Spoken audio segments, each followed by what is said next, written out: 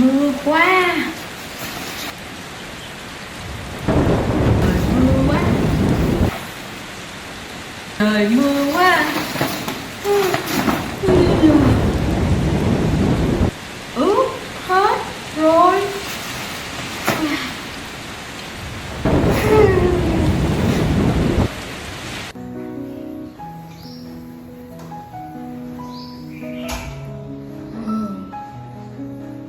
Lạnh quá.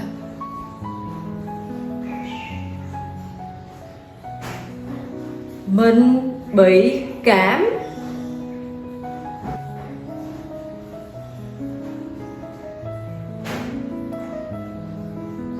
Nhiệt kế. Nhiệt kế.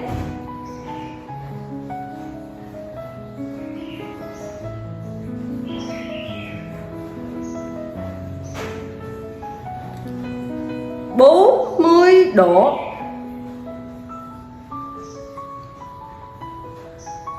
Bốn mươi độ.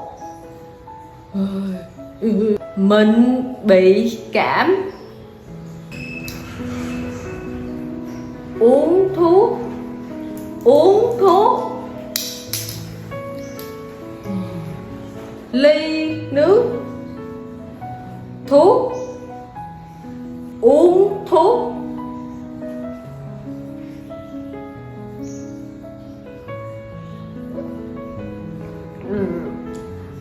Đắng quá. Đắng quá.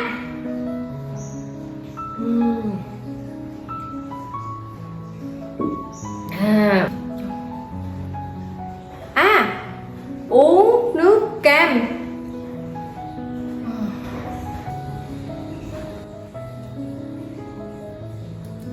Trái cam. Trái cam. Một, hai, ba.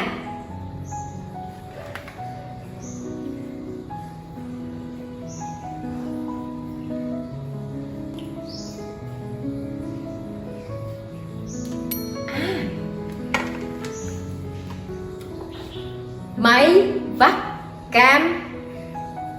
Máy vắt cam.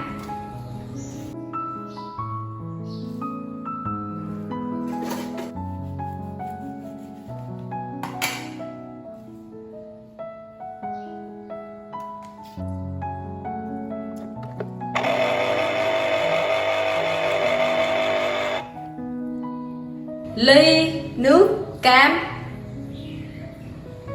Ly nước cam. Uống nước cam.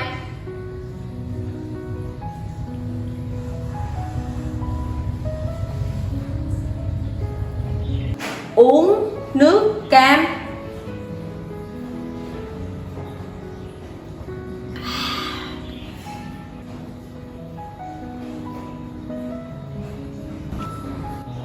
Mình bị cảm. Mình bị cảm. Nhiệt kế. Nhiệt kế. Nhiệt kế. Viên thuốc. Viên thuốc. Viên thuốc. Trái cam. Trái cam. Máy vắt cam. Máy vắt cam.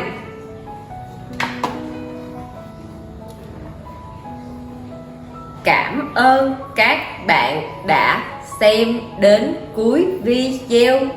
Hẹn gặp lại các bạn trong chương trình học tiếng Việt cùng Language.com. Xin chào và hẹn gặp lại.